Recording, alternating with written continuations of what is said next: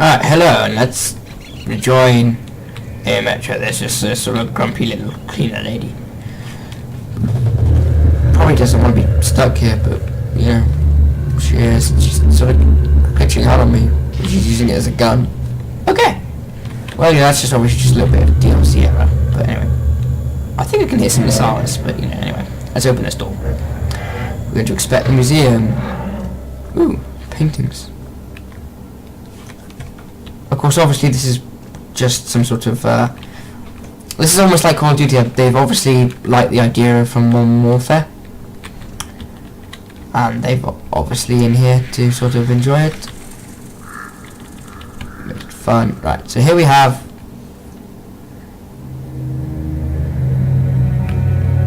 a Russian soldier. And not just any Russian, but from the Red Line itself.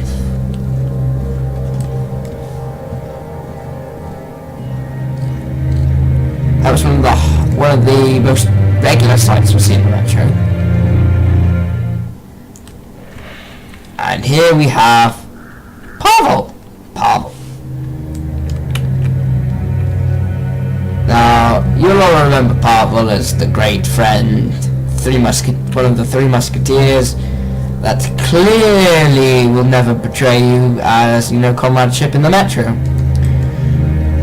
Though I'm sure if you were kind enough to forgive him, you would actually let him live.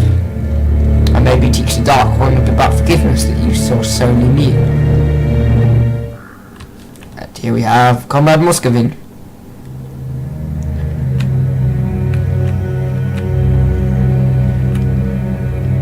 Now, he obviously seems to have a bit of a mustache connection with someone in particular. I will not go there, but you know what I'm suggesting. But you know, he's quite a good guy. I mean, he wanted to take over the Red Line, so he killed his brother because of it. But he was almost lured into it by Corbold. So I don't actually think it was his plan all along. He was just a bit jealous, and Corbold came along with the idea that he could kill his brother. And here you have it. You have Corbold, who, you know, he is technically the leader of the Red Line. I mean, officially he's not, but he is the man in charge of the Red Line. He's the one with the army, and this is the plan to annihilate every living thing in the metro that isn't part of the Red Line. Ultimately, he will die. The question is, by explosion or by Dark One?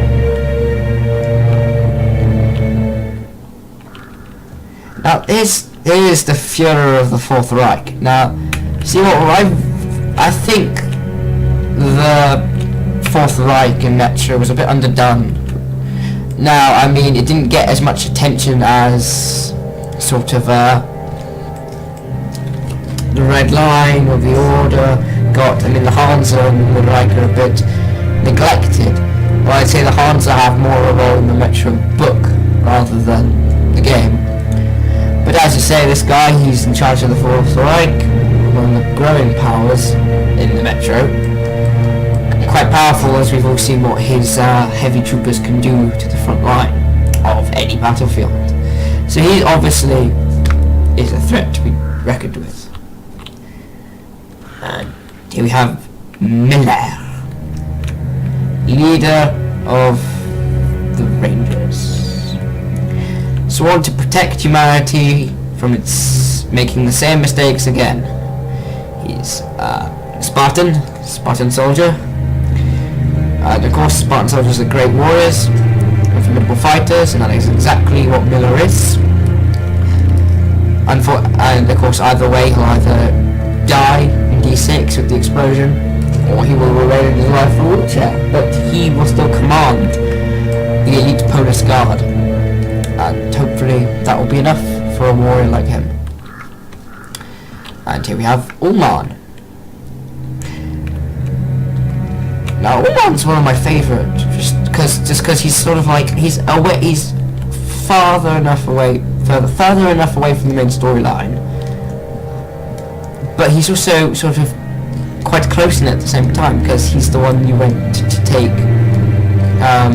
D6 with.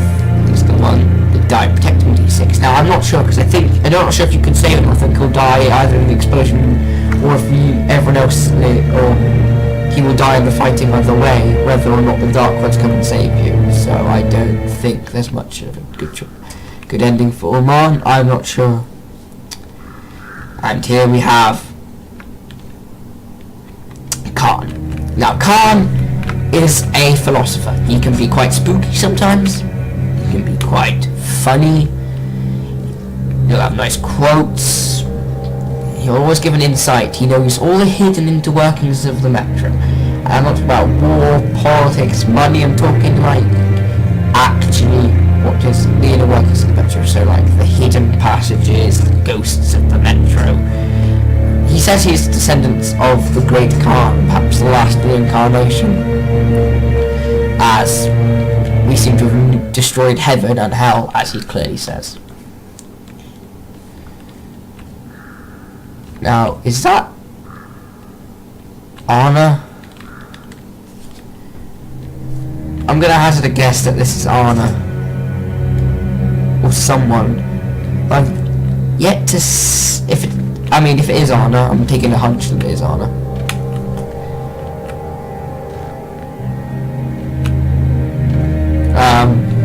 Anna may seem a bit arrogant, doesn't like you to start off with. Well, that's obviously understood, as she thinks she's better than you. But as time goes, it appears that she's actually one that Ashton really wants to spend his time with. And in the end, Atom and her will have children together. The question is, will Atom be around to see it?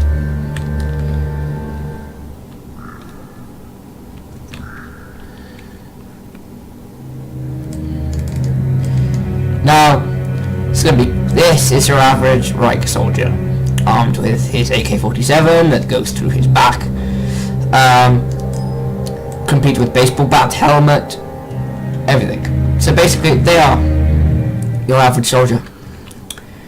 This is a sniper, feared throughout the Metro, being very accurate, precise, deadly, and silent. You'll never hear them coming, you'll never see them coming, until the bullets in your head and you're bleeding out on the floor.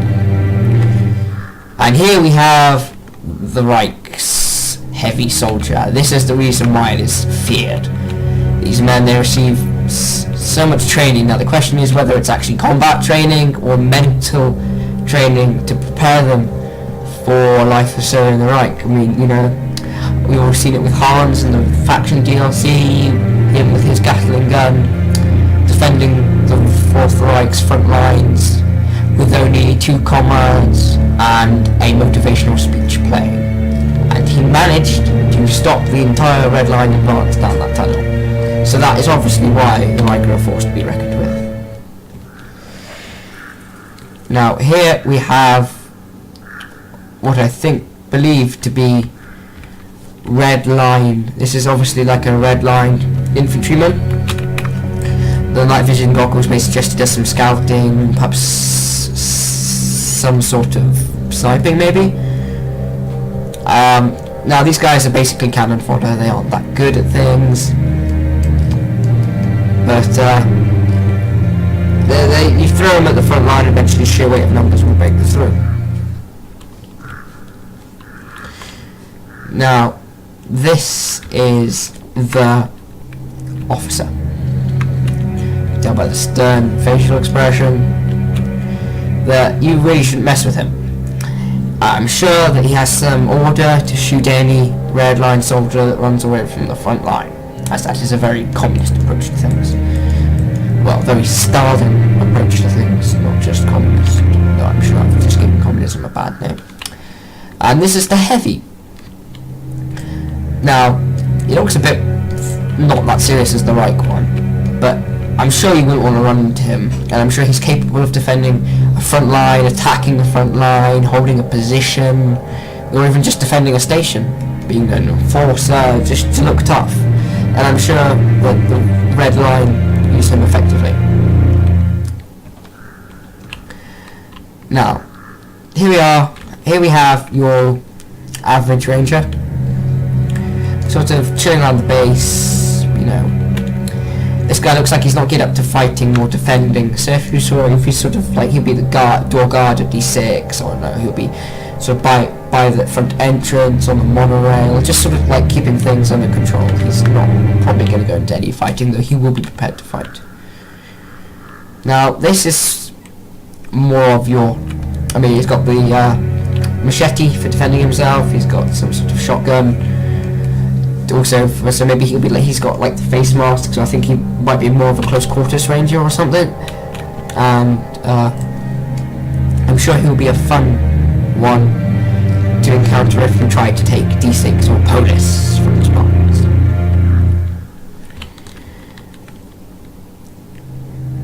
And this one is also another ranger. He seems to be more like what Miller would wear, so maybe he's more like a sort of heavily geared up ranger, not like a ranger heavy or anything.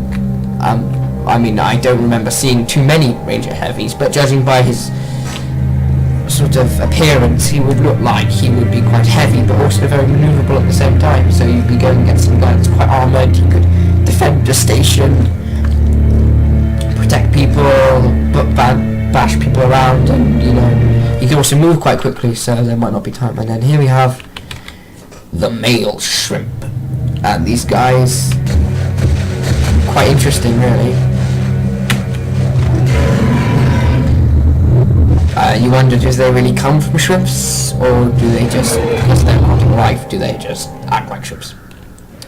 We have the female shrimp, we have Dave Attenborough, and now, although these are quite, they're not really, they taste good with beer, apparently, and they are quite neutral. They don't like to get involved in things, but should they be agitated, I do not doubt that they will try and drown your boat. We have a watchman, obviously called that because they chase around on the surface and they move at incredible speeds, maybe to now run faster and get to some safety before a storm comes, or a ranger. Alright.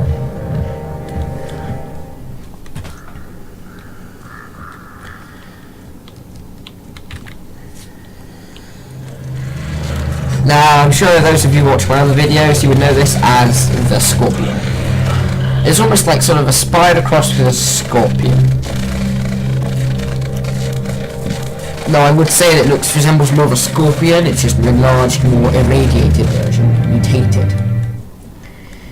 And this is more like a spider.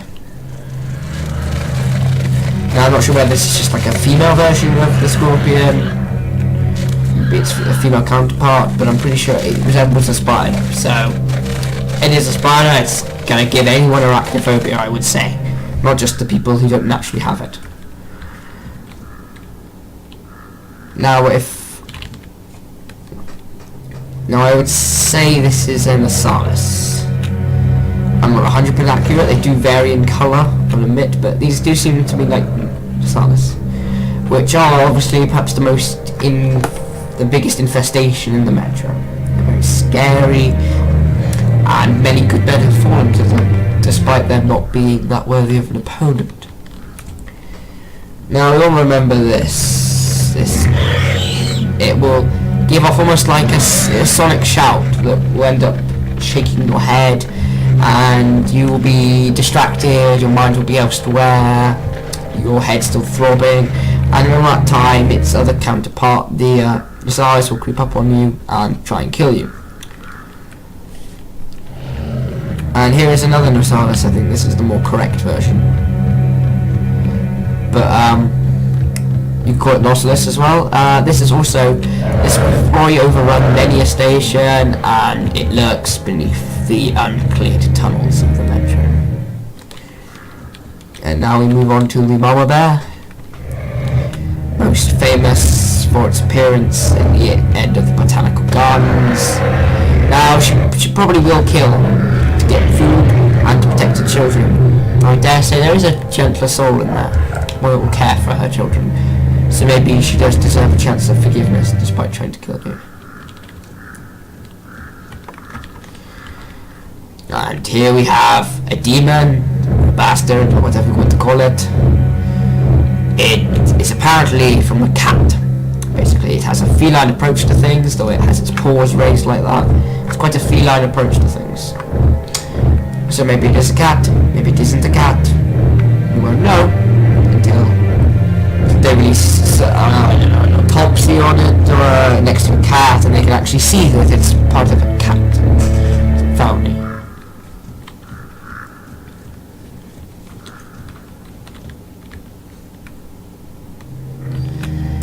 Now this name is actually Big Mama. It inhabits the catacombs under the Orthodox Church in the middle of the marshy area. Quite a challenge to Artyom, but Artyom soon defeated it by flooding a room with water.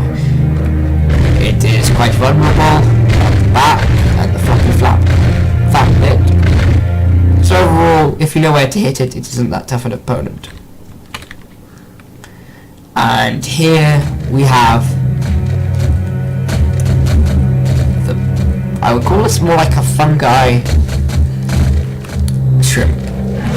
It is perhaps like the alpha male of the shrimps. Now this guy is one tough dude to kill, as he will usually keep his armoured front feet in front of him, and it'll take you very difficult to move quite quickly actually, surprisingly. He'll try and ram you, eat you, stab you, and eventually it's only when he rears up and you can shoot him perhaps in the back of the head or the underbelly that you truly stand a chance.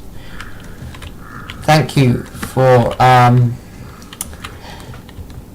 coming here with me today, witnessing the Metro last night, everything it has to offer. Of course, we still have arena challenges to do, and I will enjoy doing them next episode.